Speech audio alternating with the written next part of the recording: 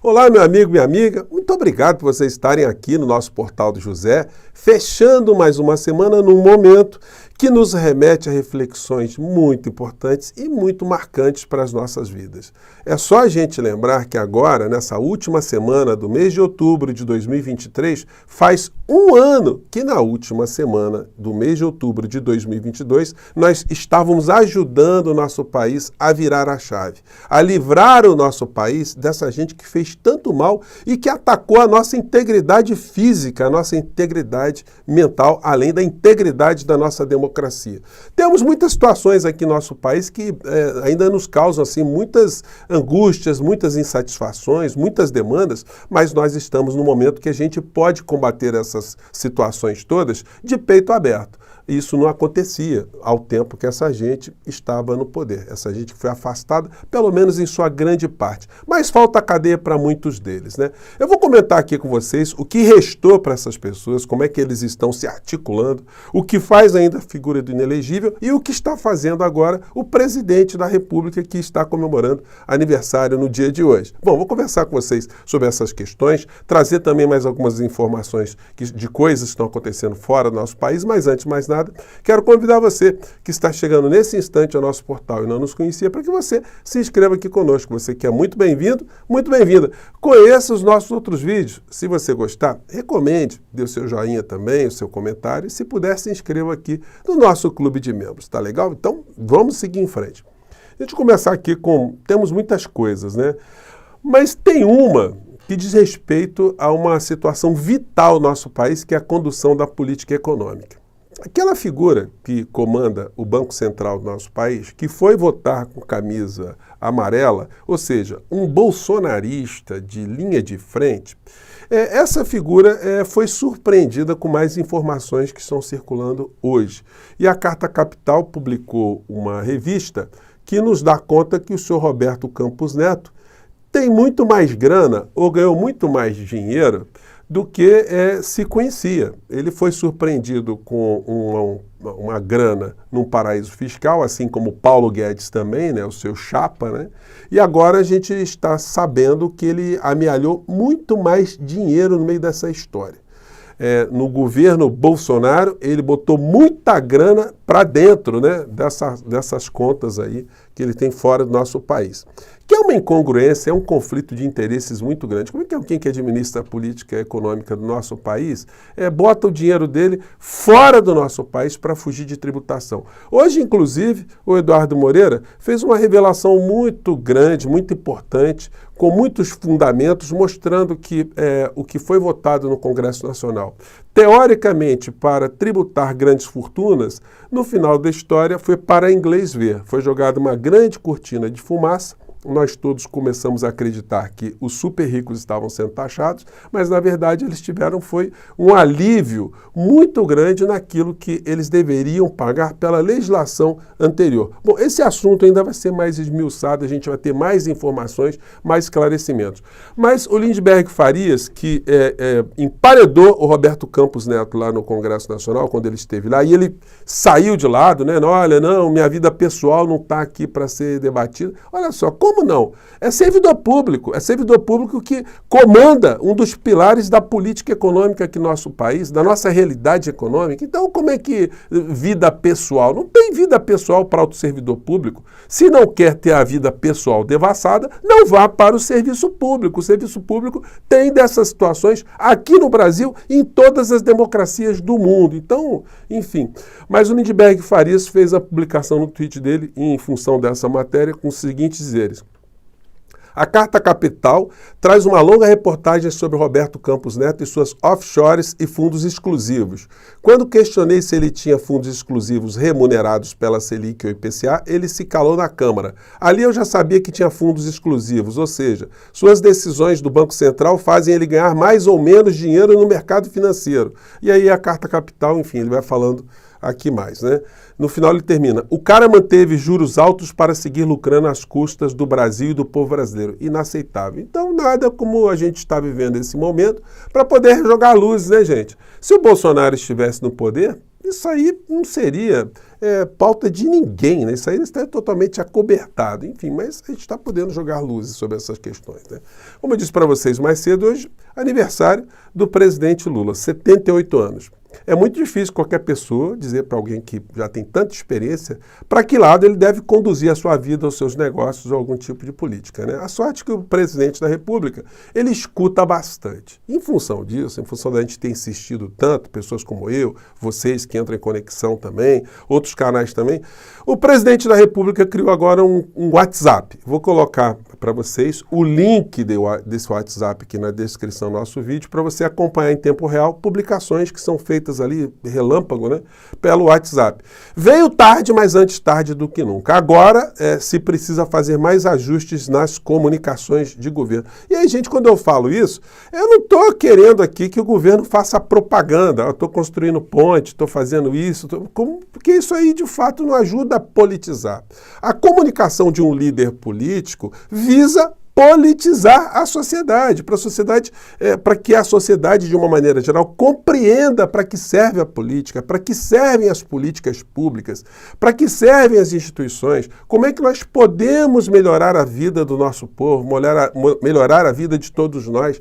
Não é, então, apenas um ato burocrático, não. Um líder político, ele não pode ser apenas um líder eleitoral. Ganhou a eleição, agora está legal, daqui a 4 anos a gente volta de novo. Não. Faz parte, né? Essa é a minha luta, é por isso que eu estou aqui e por isso que eu provoco tanto para que o governo tenha mais comunicação com a sociedade, para escutar as demandas, escutar as críticas, as sugestões, enfim. E, sobretudo, fazer o enfrentamento a essa gente insana e criminosa que a gente ajudou a derrotar há 1 ano atrás. Então, essa é a questão. Bom, isso posto, né? Vamos torcer para que a gente tenha comunicações que sejam mais politizadoras e engajem mais a sociedade. Enquanto isso, do lado oposto, o inelegível não tem mais o que fazer. Então ele fica ali só postando minudências, colocando aqui os seus office boys para ter espaço. Ele adora colocar aqui o Nicolas Ferreira. E o Nicolas Ferreira é uma espécie de malévolo, né? Perfumadinho. Todo mundo olha assim, ele se escora na juventude dele, mas para ser o pior dos vigaristas, o pior dos malvados, o pior dos gangsters, né? Que é esse que trafega por alguns setores, né? Então ele coloca aqui, colocou o Nicolas para funcionar como uma espécie de testa de ferro para agredir o governo Lula e, sobretudo, o ministro Flávio Dino, né? Bom, mas as filas estão andando para essas pessoas, né? O Nicolas publicou aqui: o crime tomou conta do Brasil. Senhor Nicolas, responda, por favor, o nome de um miliciano que durante os 4 anos do governo Bolsonaro foi para a cadeia. Me responda em que local do Brasil teve alguma milícia desarticulada com os milicianos tendo ido para a cadeia. Responda, senhor Nicolas, se as armas todas que foram quase que panfletadas aqui no nosso país por esse governo, pela política desse governo, quantas foram parar nas mãos de milicianos, desse crime organizado? Ou será que não chegou nenhum tipo de arma, né, para essa gente? Então, é o banditismo político que a gente vai combater, como eu frisei aqui para vocês, né? Enquanto essas figuras não forem para a cadeia, o Portal do José, eu me comunicarei com todas as pessoas que eu puder para que a justiça seja feita aqui no nosso país. Simples assim. Quando eles forem para a cadeia, a gente para de falar neles. Aqui o ex-presidente da República, que funciona como uma espécie de macaco-tião, como eu disse para vocês, ele fica postando vídeos aí e é chocante ver as pessoas abraçando, sorridentes, como se ele não tivesse feito nenhum mal a essas pessoas. O Roger Waters, como eu comentei aqui para vocês, acho que eu coloquei até um link aqui da entrevista dele, que deu entrevista para o Leandro Demore, ele ficou muito assustado, impactado, ele estava acompanhando as eleições fora do nosso país, de ver a diferença que foi de Lula para Bolsonaro. Ele falou: como é que pode isso?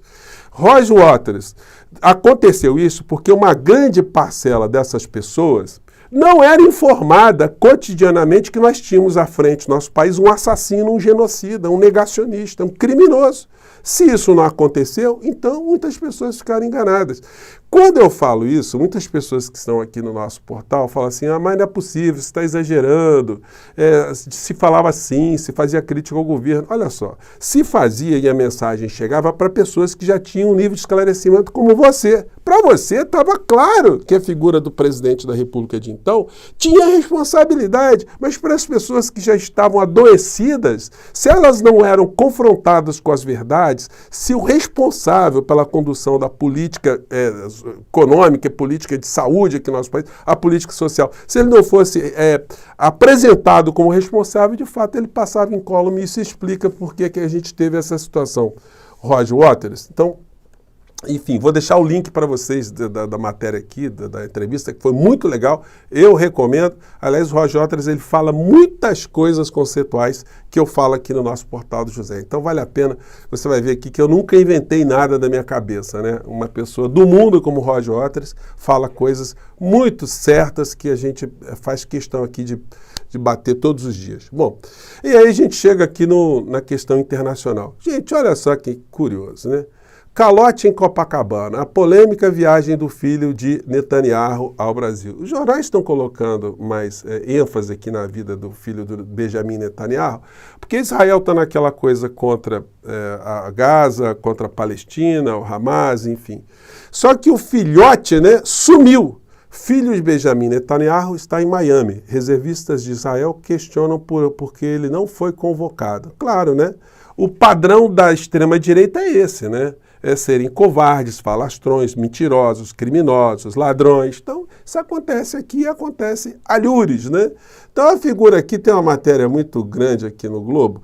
Strippers, calote em hotel e vida em Miami. Quem é o filho de Netanyahu criticado por não estar na guerra? Gente, eu li a matéria longa, tem um trecho aqui que me chamou muita atenção, né? Ele foi flagrado de frente a uma boate de striptease, e aí estava conversando lá com o filho de um bilionário que estava com ele, eles estavam meio já chumbados, e aí ele diz o seguinte para o filho do bilionário: meu pai, ou seja, o Benjamin Netanyahu, fez o seu ganhar 20 bilhões de dólares. Então você poderia me dar 400 shekels, moeda israelense. Diz Yair, porque é o nome do menino, né, do rapaz, né? Yair Netanyahu, né? Quase que Jair, né?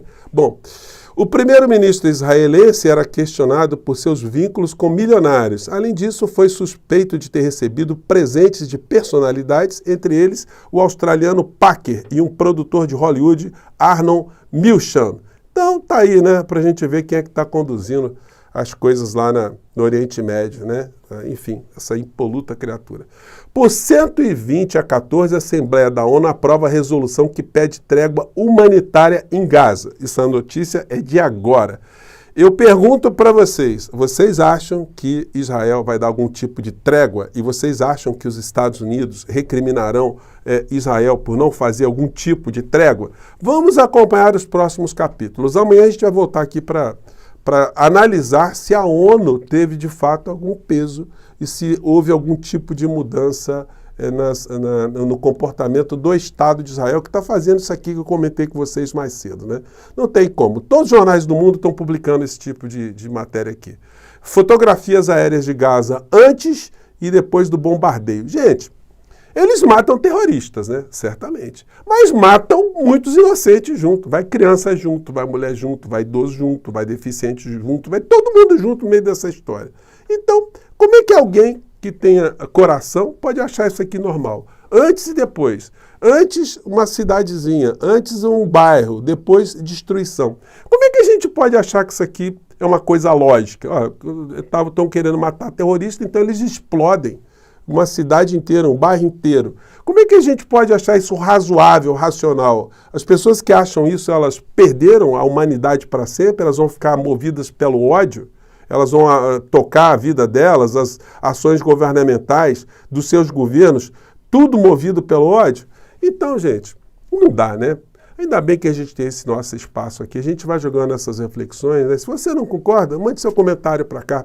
Os comentários respeitosos, os comentários racionais, sinceros, são sempre lidos, são sempre considerados e eu respondo com o máximo prazer, a máxima satisfação, o máximo de comentários aqui no nosso portal, tá bom? Vou ficando por aqui. Mais uma vez, um grande abraço e até o nosso próximo encontro. Tchau!